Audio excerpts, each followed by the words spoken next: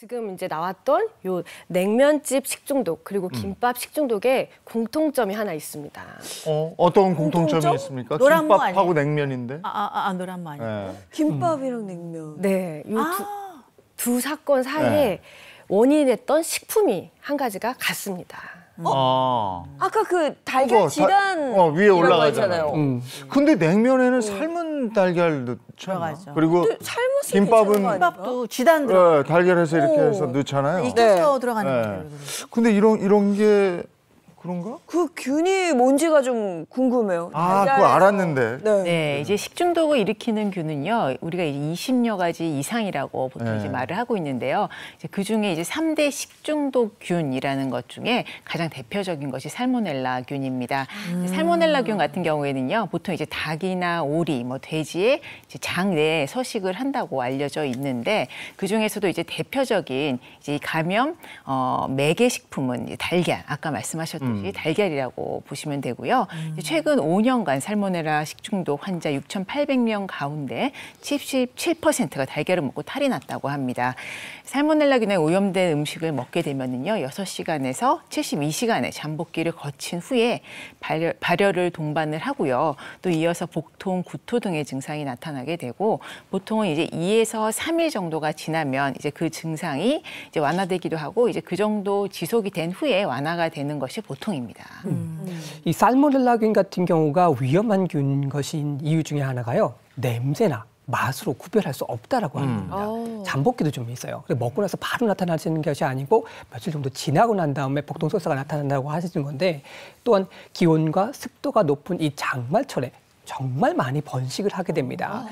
특히 또 요리를 하실 때 달걀을 만지시잖아요. 그렇게 되면 반드시 손을 깨끗하게 세척을 하시고 다음 요리를 넘어가시는 것이 매우 중요합니다. 네.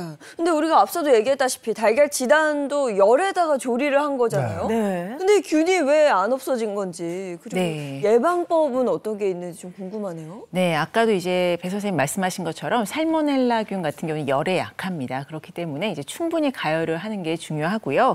또 달걀의 경우 같은 경우에는 74도에서 1분 이상 가열을 하시면 안전하고요. 또 예방법은 무엇보다도 첫째도 둘째도 이제 깨끗하게 손을 씻고 조리를 하시는 게 중요합니다. 손을 씻어라 이렇게 말씀을 하셨는데, 네. 달걀 껍데기에 이게 묻어 있는 거잖아요. 근데 저희는 그냥 사와서 주로 마트나 시장에서 사와서 냉장고에 그냥 넣고 그냥 한단 말이죠. 그렇죠. 이거 어떻게 하는 게 맞는 건지 모르겠어요. 네, 보통 이제 달걀 사오면 좀 청결하게 하기 위해서 껍질을 씻어서 보관을 할까라는 생각도 하시겠지만, 달걀 껍질을 씻게 되면은요, 달걀에 원래 있던 보호막, 큐티클층이라고 하는데, 이제 보호막이 씻겨 내려가면서 이제 달걀에 있는 숨구멍을 통해서 오히려 이제 균이 침범을 할 수 있기 때문에 보관을 할 때는 씻지 않고 보관을 하시고요. 이제 가장 좋은 방법은 사용하기 직전에 한번 물로 헹궈서 사용을 하시는 것이 좋겠습니다.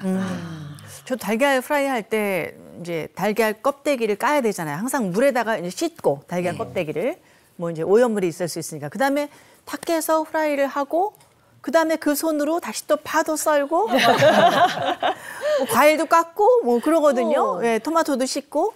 근데 반드시 달걀 만진 전후에 그러면 손을 씻어야 되는 건가요?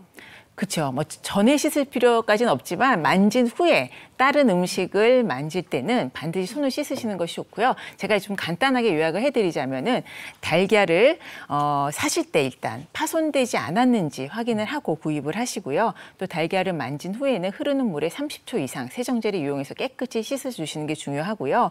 또 조리 시에는 충분히 이제 가열을 해서 예방을 하시는 것이 좋겠습니다. 근데 달걀 샀을 때 왜 이렇게 알이 이렇게 확 틀어지는 경우가 있잖아요. 동그랗게 네. 안 떨어지고. 네네. 그런 건 상했다고 먹지 말라고 하는데 맞는 얘기인가요, 혹시? 네, 그렇죠. 깼을 때 그렇게 흰자가 풀어지는 것, 그리고 물에 띄웠을 때 깨지 않은 상태에서 물 위에 뜨는 경우에는 이제 달걀이 상한 경우가 많기 때문에 좀 이제 피하시는 것이 좋겠습니다. 이게 딱 터트려 보면 알겠더라고요. 프라이 할 때 노른자가 있고 그 다음에 이렇게 하얀 막이 있고 이렇게 딱 3단 정도로 딱 돼 있어요. 뚜렷하면 이렇게 예쁘게. 이게 싱싱한 거예요. 네. 알도 근데 좀 짙고 이런. 맞아요. 우리가 집에서 할 땐 이런 거를 몇 개 안 하니까, 그리고 가족을 위해서 하니까 잘 지킬 텐데, 영업장에서 대규모로 할 때는 이게 자칫 소홀해지기 쉬워서 각별히 좀 주의를 해주셨으면 좋겠네요.